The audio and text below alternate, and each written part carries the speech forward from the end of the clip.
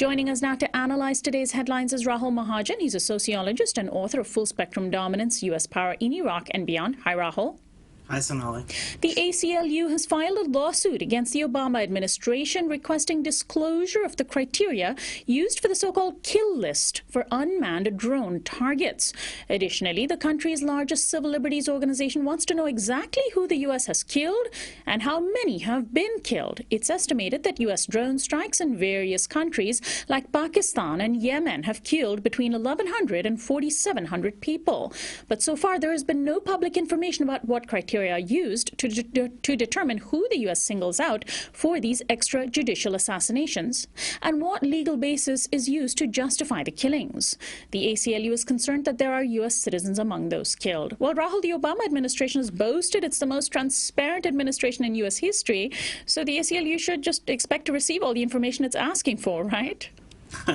Well, first, I just want to emphasize that those varied numbers of 1,100 to 4,700 are the CIA drone strike program. There are also drone strikes carried out by the military, especially in Iraq and Afghanistan, and we know even less about the numbers there. And we certainly, in all of these cases, we do not know how many combatants and how many civilians are being killed. With regard to the documentation, I don't expect the Obama administration to turn over anything without a court decision. I think that, you know, it's hard to speculate, but I think that some kind of statement about the criteria for how they put people on the kill list is something they might well make available if they are forced to. Details about who has been killed, who has been put on the lists, I imagine even with a court order, they're absolutely not going to reveal any of that information except maybe in a handful of cases they have determined are just not important to them. Well, we'll certainly follow this story. Yesterday was the 4th anniversary of the conflict in Syria, in which hundreds of thousands of people have been killed, despite report after report of the latest death counts and brutal means of mass killing by mostly government forces. The international community has done little to hold the Bashar al-Assad regime accountable. In an interview on CBS, which aired on Sunday, U.S. Secretary of State John Kerry said for the first time that the U.S. would have to negotiate with the Syrian regime to staunch the civilian casualties. Specifically, he said everybody agrees there is no military solution. There's only a political solution. To get the Assad regime to negotiate, we're going to have to make it clear to him that there is a determination by everybody to seek that political outcome and change his calculation about negotiating. That's underway right now. In the past, U.S. officials had made clear that Mr. Assad would have to step down as part of an end to the conflict. A State Department spokesperson said later that Washington would never directly negotiate with Assad and that it would have to be through an intermediary. Well, Rahul, does this represent a softening of U.S. policy on the Syrian regime or a hardening?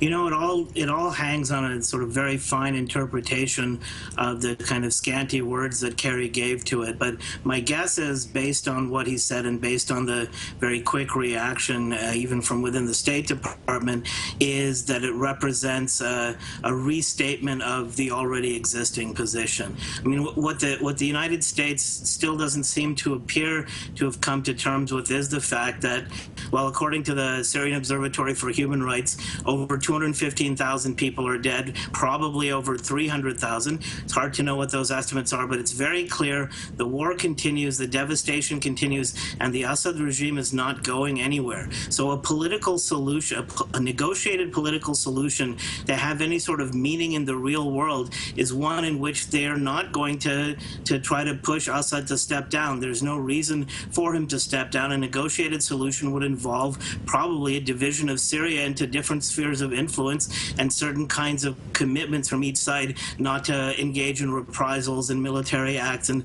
some kind of ceasefire and so on. If that's what Kerry meant by a political solution, that represents a major step forward by the United States. My guess is that he just meant more of the same boilerplate and some sort of magical idea that they will get Assad to step down without making him step down.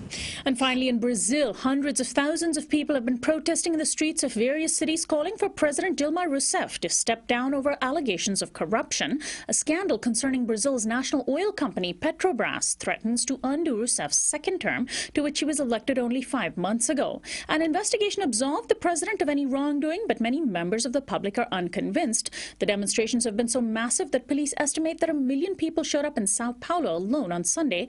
Tens of thousands of protesters also showed up in Rio de Janeiro to express support for Rousseff. Rahul, what do you make of these protests? Is it really about corruption? And is Brazil's first female president in real trouble? Well, there's a real corruption scandal, and Petrobras executives have basically engaged in behavior that has robbed the public exchequer of billions of dollars, and it seems fairly clear that that behavior has included, among other things, kickbacks to politicians, especially to PT members, the ruling party, or the ruling party in the coalition right now, and the party of Dilma Rousseff. So there is a real scandal. There's no question about it. It's a big one. It's a kind of thing that does bring down governments, not in the United States, apparently, where we can tolerate any amount of scandal. But in other countries, it does bring down governments. I would still note that, if you look at the protests, there's still a very overwhelming class basis to them. And, in Brazil, you can tell that by looking at the skin color of the protesters. It's still very much a sort of affluent middle class protest. If it spreads, then, yeah, she's in trouble. Thank you, as always, Rahul, for joining us. Thanks for having me. Rahul Mahajan is a sociologist and author of Full Spectrum Dominance. We'll be right back.